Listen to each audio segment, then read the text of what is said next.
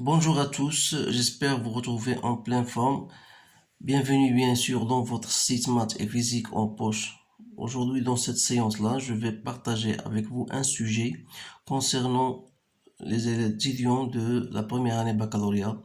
On va aborder un sujet comportant bien sûr tout ce qui concerne l'énergie cinétique, l'énergie potentielle, comment savoir travailler ou bien appliquer le théorème de l'énergie cinétique, l'énergie mécanique. Donc, ce sont des choses-là que vous devez apprendre et retenir, bien sûr, pour, bien sûr, aborder votre contrôle ou bien votre examen. Donc, on considère un solide S de masse M égale à 0,4 kg. Il peut se déplacer sur un rail ABCD qui comporte trois phases. Donc, la première partie, voilà la partie AB inclinée d'un angle alpha par rapport au plan horizontal. Et vous avez une partie BC qui est sous forme rayon circulaire. Elle forme un angle θ avec O. Voilà, comme vous voyez. Il y a une partie CD rectiligne et horizontale. Donc, on prend le plan horizontal passant par le point C comme état de référence. Ça, ce sont des choses très intéressantes que vous devez savoir parce que la plupart des étudiants ne savent pas appliquer ou bien trouver l'énergie potentielle sans tenir compte de cette phrase-là. Parce que il faut tenir de cette phrase. Il faut tenir compte de cette phrase parce que l'énergie ou bien l'état de référence, lorsqu'on fait varier l'état de référence, bien sûr, l'énergie potentielle va aussi varier. Donc, premièrement, le mouvement de S sur la partie AB, les frottements sont négligeables. Alors, le solide passe, bien part du point A sans vitesse initiale.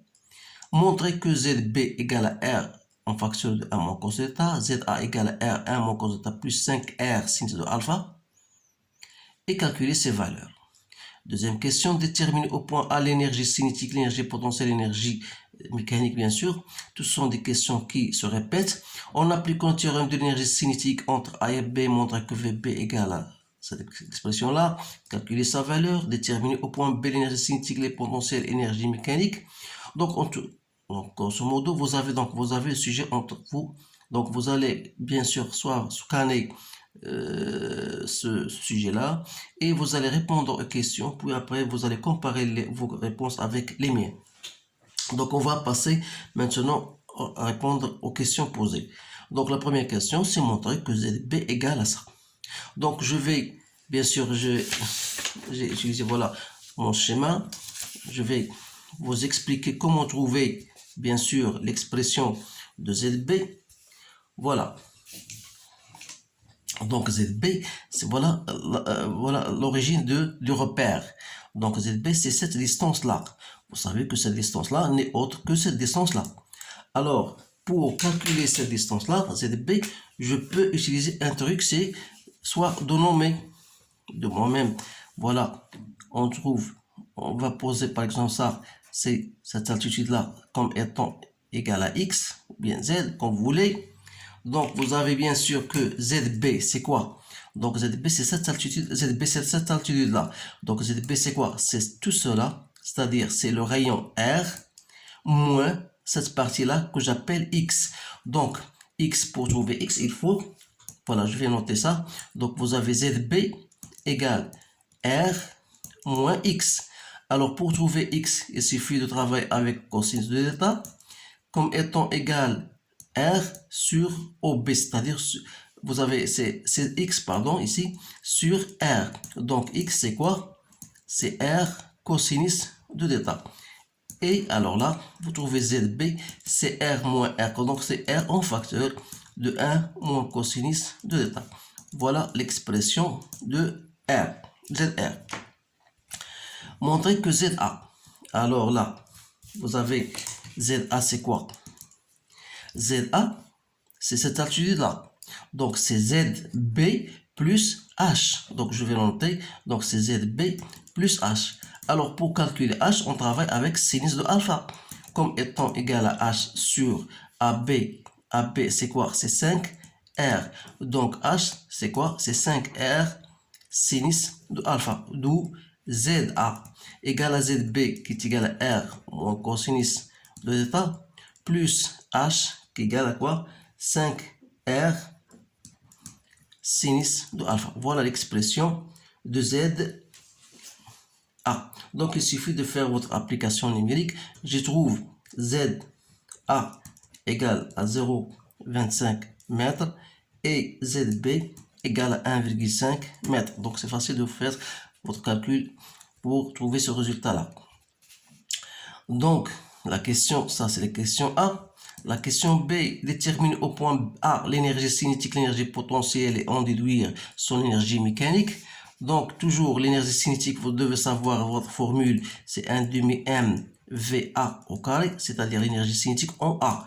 Donc, puisque VA égale à 0, donc l'énergie cinétique égale à 0. Donc, l'énergie potentielle au point A, c'est toujours mgZA plus une certaine constante. Alors là, c'est ça là, à ce moment-là qu'il faut faire très attention.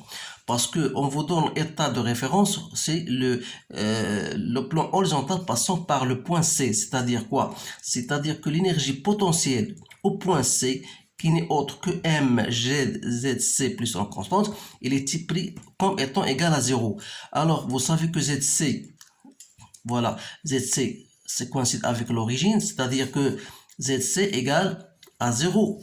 Donc ZC égale à 0, donc ça veut dire que la constante égale à 0. Donc on ne va plus tenir de cette constante C. Et par conséquent, l'énergie potentielle en A n'est autre que mgZA. Voilà l'énergie potentielle, d'où l'énergie mécanique en A, qui est la somme de l'énergie cinétique plus l'énergie potentielle. Donc ça restera toujours m. Donc vous faites votre application, bien sûr, numérique. Vous allez trouver que l'énergie mécanique en A n'est autre que 1 joule. Voilà l'énergie mécanique en A. Je passe à la question C. En appliquant le théorème de l'énergie cinétique entre A et B, montrez que VB égale à ça. Donc, que dit ce théorème de l'énergie cinétique? Il dit voilà, l'énergie, la variation d'énergie cinétique entre deux points A et B, qui n'est autre que l'énergie cinétique en B moins l'énergie cinétique en A, c'est-à-dire 1 demi m VB au carré moins 1 demi m VA au carré, qui est égal au travail de toutes les forces, qu'il soit le poids, seulement, puisqu'il n'y a pas de frottement, donc il reste seulement la seule force, le poids. Donc la vitesse de A égale à 0, et le travail du poids, c'est mgZA moins ZB. Alors, qu'est-ce qu'on reste? Et donc 1 demi m VB au carré égale à mg. ZA moins ZB, c'est la part CH, donc c'est mg AB sinus de alpha, c'est-à-dire mg, et comme AB c'est 5R, donc sinus de alpha. Donc il reste VB au carré, vous allez multiplier par 2 et diviser par M, donc il reste 2G fois 5R sinus de alpha. D'où la vitesse de B n'est autre que 10R G sinus de alpha. Voilà votre vitesse en B. Donc, l'application numérique, vous allez trouver, comme j'ai trouvé moi, 25 mètres par seconde.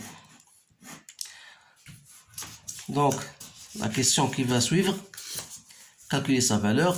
Donc, en D, on vous dit voilà, déterminer au point B les mêmes questions, énergie cinétique potentielle et ondulure l'énergie mécanique. Donc l'énergie mécanique, l'énergie cinétique en B n'est autre que 1 demi m VB au carré. Donc vous faites bien sûr l'application numérique, vous allez trouver 125 joules. L'énergie potentielle au point B, c'est mgz en B, c'est-à-dire 4 fois 1,5, donc ça veut donner 6 joules. D'où l'énergie mécanique en B, c'est la somme des deux, donc ça vous donne 131 joules. Ce sont des questions faciles, seulement il faut falloir apprendre ce que vous avez vu en cours, ces formules-là. Donc maintenant, je vais passer à la deuxième question, le mouvement sur la partie BC.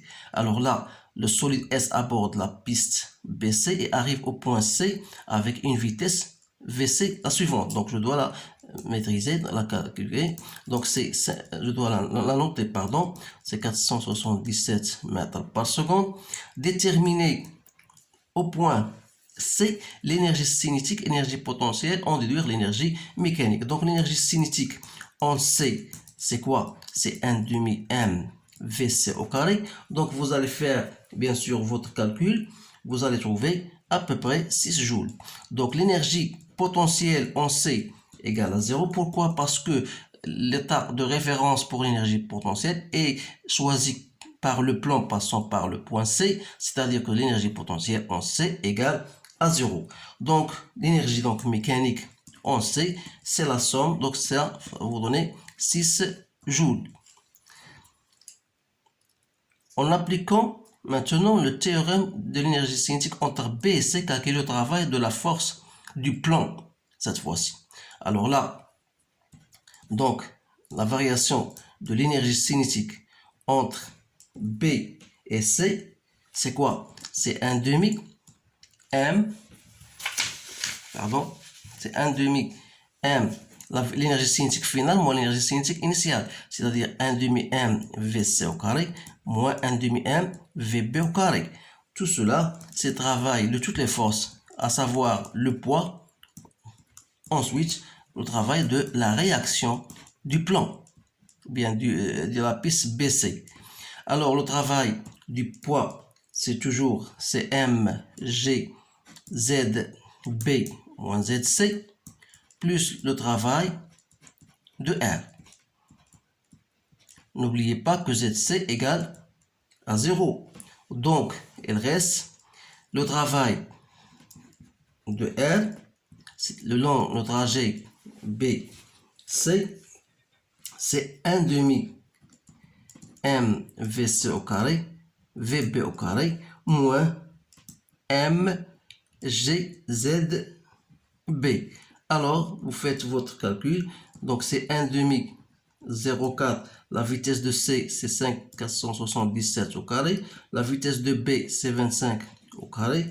Moins 4 fois 1,5, je trouve, égal à moins 125 joules.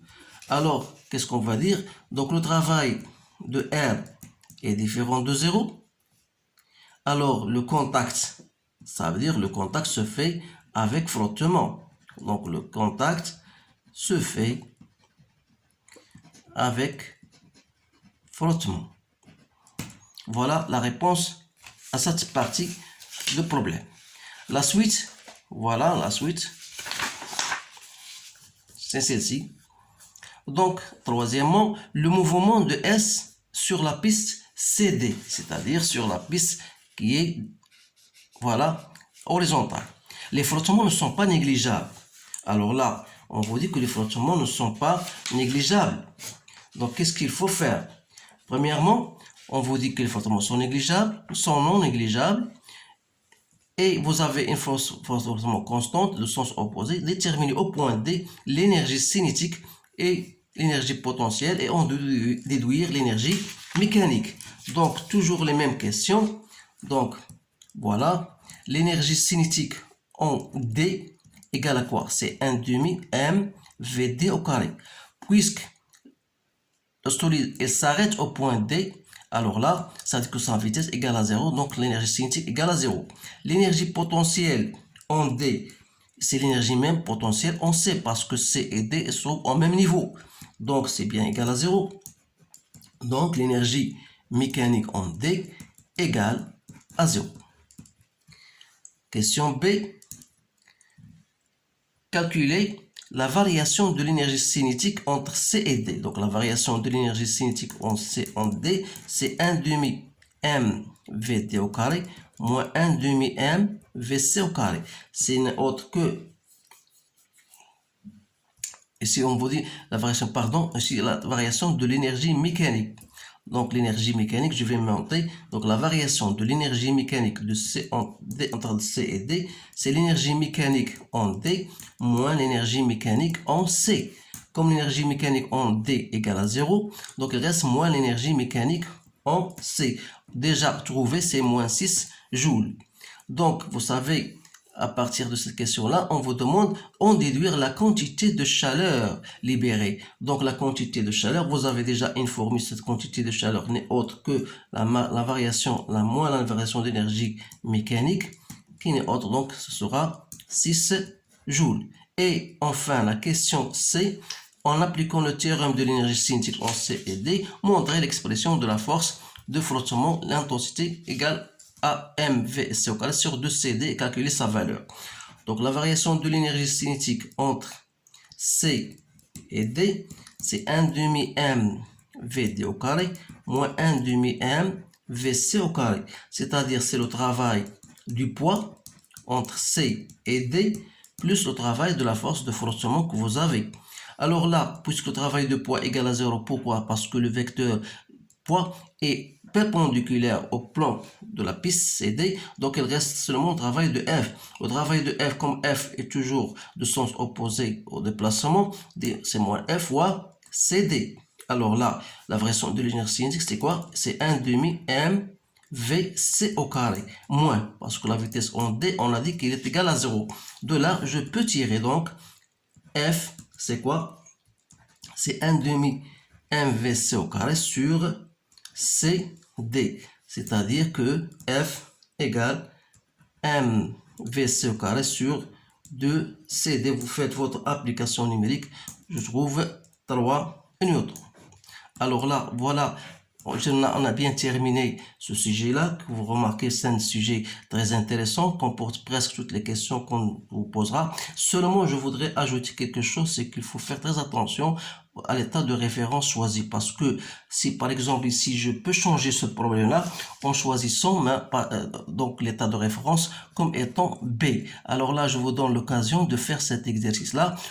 Toujours les mêmes questions, mais cette fois-ci en choisissant le plan passant par le point B comme état de référence. Vous allez bien sûr trouver la différence qu'il y a entre ces réponses-là. Alors je vous encourage, je vous souhaite une bonne chance et je vous dis à bientôt.